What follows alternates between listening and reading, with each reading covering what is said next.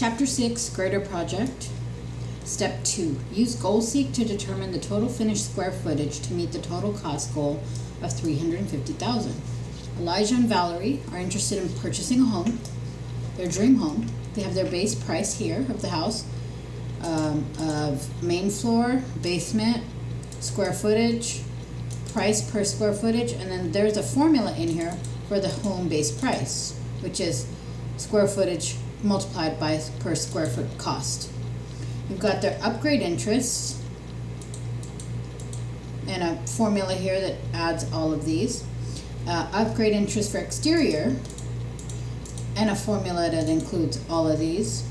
You've got the cost for the lot and you've got the estimated cost. So this is adding up the total for the base, the total for interior upgrades, exterior upgrades, and the lot cost, okay? So we're gonna use GoalSeek here. 414,000 isn't a bit steep for them. So they're like, look, we can afford 350. Here's what we want. Can you modify the square footage of the home maybe to see what we can afford? So maybe they don't need a 3,600 square foot house. What can they get for 350? So we're gonna go ahead and click on cell B25, click on the data tab. And in the data tab, we're gonna go to our what if analysis. So we wanna see what this goal is. Click on the GoalSeek option. And here we're gonna set the value of B25 to 350,000. Okay, 35 followed by 4 zeros. Yep. And what cell do we want to change? So if we set this to 350,000, we want to see how much home we can get. We're probably not going to get 3,600. It'll be less than that because at $80 a square foot, what can we afford? So we want to change cell B7. I'm going to click on B7. So you're going to see a change here. You'll see a change here, and you'll see a change here. Go ahead and click OK. We saw a modification, so they're saying that we can afford. Click OK. A square footage of 2791, which means that our basement will be a little smaller than the main floor, and our base price will be a little less, but we can come down to 350,000. All right. Step 3. Enter a series of total square foot ranges from 1,800 to 3,600 and increments of 200. So I'm going to go ahead and click in cell D6, 1,800, 2,000. And because Excel picks up patterns, I can now select this and go all the way down until it says 3,600 because it'll do every 200 for me. All right. Apply blue font comma style with 0 decimal places to the series. So it's already selected. I'm going to go up here, apply a blue font.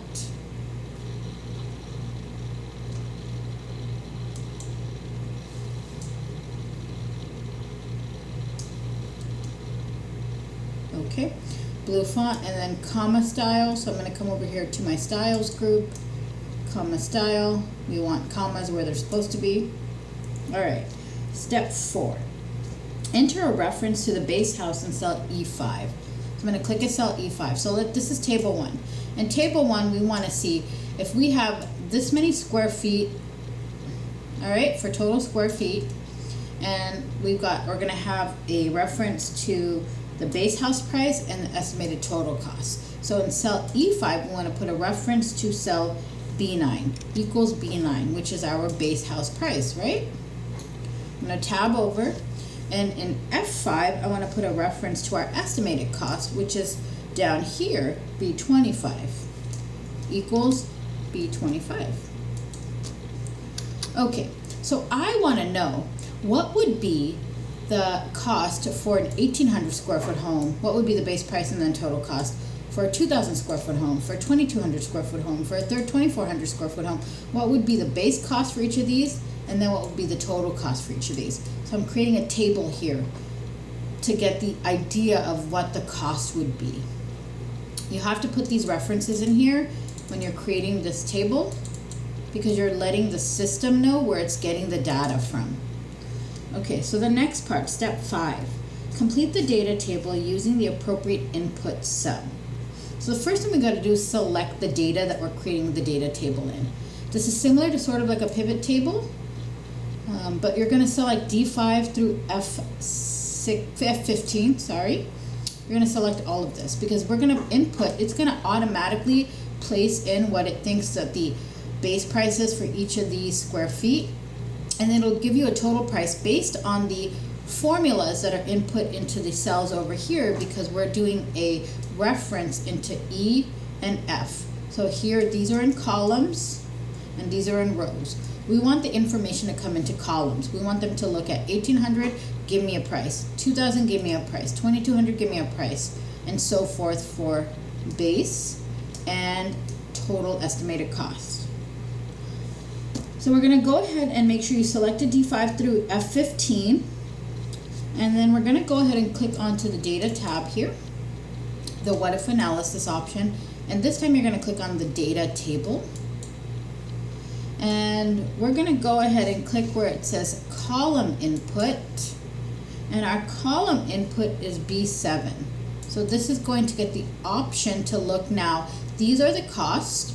Here's where we've got a column input where they can reference back. $27.91 is what it would cost for the 23,283 and the 350. Now, if we know that that's a column reference for these two, the system will be able to calculate for the other options because it's referencing this square footage for this base price and this total cost. Okay, we're gonna go ahead and click OK.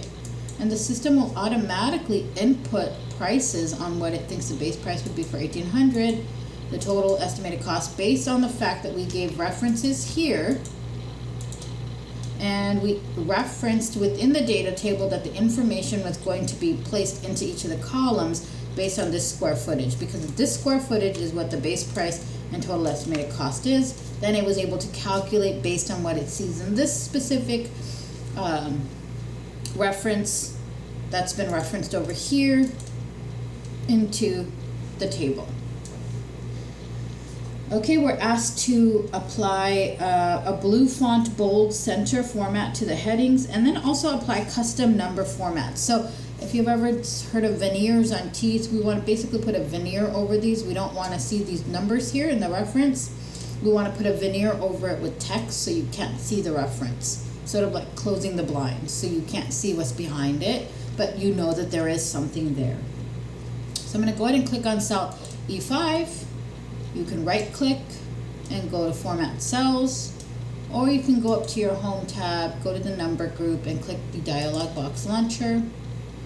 You're going to get the same dialog box. Make sure you click custom, and where it says type here, we're going to erase all of that. We're going to put an open quote, shift and the quotes, open quote. This is a double quote. We're going to type the words base, because this is the base, space cost, and close quote.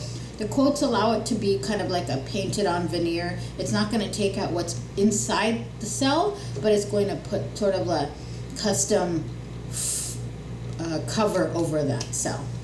So you're going to click OK. The word base cost will come here, but you'll see that there is still a reference to that number. Okay, we're going to do the same thing with F.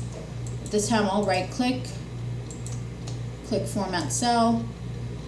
This time, instead of writing base cost, we're going to write total cost. Same thing, quote, double open quote, total cost, close quote. If you didn't write the words total cost, what it would do is it actually put the words total cost back into the cell, and it'll take out the formula, and it'll completely mess up the reference and the data table. Click OK. And now we're going to apply the blue font, bold, and center formats to the heading. So I'm going to go ahead and select these, go up to blue font, bold, and center. Perfect.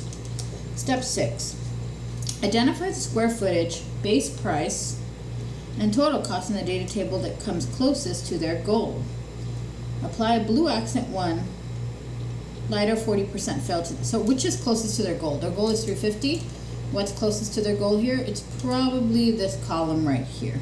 So we want to grab D11, E11, and F11 and put a highlight. I'm going to go ahead and fill that with blue accent 1 lighter 40%.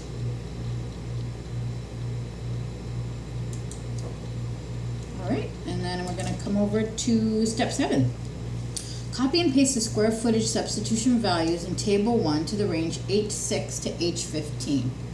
So H6 to H15. So D6 to D15. I'm going to copy that. And they want us to paste them. And then enter the lot price substitution values in the range I5 to K5. Well, the first thing we should do is remove this fill color. So I'm going to click on cell H11 and remove the fill color. Okay, I5, which is right here, through K5, we want to go ahead and enter the lot price substitution value. So instead of having to pay $102,000 for a larger lot, maybe we could have smaller lots and we could have a bigger house, just have a smaller front yard or a smaller backyard. That's kind of what they mean by lot size. So here we're going to write 90,000. Let's say we're going to pay 96,000. And here we're going to put the 102,675. Now what you'll notice is that here in this column, you will see the same stuff that is over here. Because in this lot size, for these items, you're going to see the same answers that you see here for total cost. I want you to be prepared to see that. Okay? We just want to see, maybe we could get a larger home on a smaller lot size, kind of get an understanding here. Format the values with the accounting number format with 0 decimal places and blue font. Alright, blue font, accounting number format, and 0 decimal places. Enter the reference to the total estimated cost in the appropriate location for the second data table. So we've got square feet, we've got numbers, but we have to reference something in this box for there to be any kind of data table. There's no formulas in here. This is just raw data, numbers that we've input. So if we try to create a table, the system doesn't know what it's referencing to put into the table here. It's going to say, what are you asking for? See over here, we've got reference to other cells. So we have to reference something in this cell to let the system know what it is going to be looking for in the data table. So in this cell, in H5, we're going to reference the 350. And that's because the 350 references all of these other options for us. We're looking at total cost for these items, right? We want to see how much square footage could we get for each of these items. What would be the total cost? So here's what we want to reference, the total cost, because we're looking for that. I'm going to go ahead and click in H5 and say equals, oops, sorry, just click here, equals, and click B25. All right. And then we're going to apply another custom format like we did to these two over here. Put a veneer over it. Right click. You can go up to the ribbon. Custom format. This is going to say quotes, open quote, total square feet.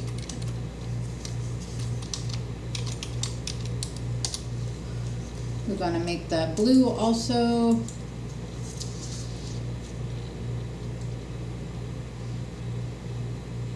And bold it.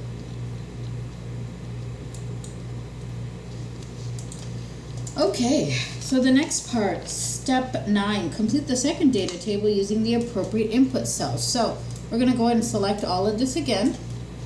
Data tab, what if analysis, data table. Now we're going to look at this. We want to put information, we need input from row and we need input from column. We want to do a comparison here to find out for each of these square foot lot sizes that we've decreased, how much home can we get? How much would it cost us in total? So what is our row input cell? Our row input cell here is B23.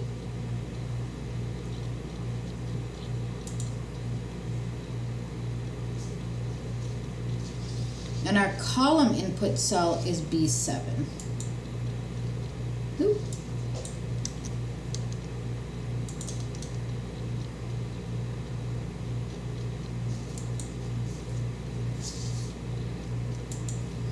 When you click OK,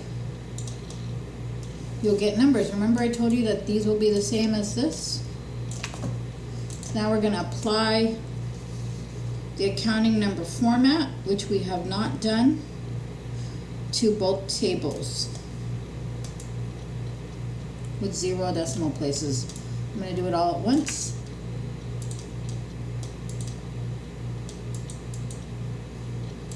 All right, and then the last step, step 11. Actually, we want to also in step 9. Sorry, complete and find the ones that are come closest to their goal. So the ones that come closest to their goal of 350,000 is this one for a 90,000 square foot lot. This one and this one. So I'm going to fill those with that blue fill. Oop, wrong blue. And that's it. That's how you complete data tables and GoalSeek. This is chapter 6.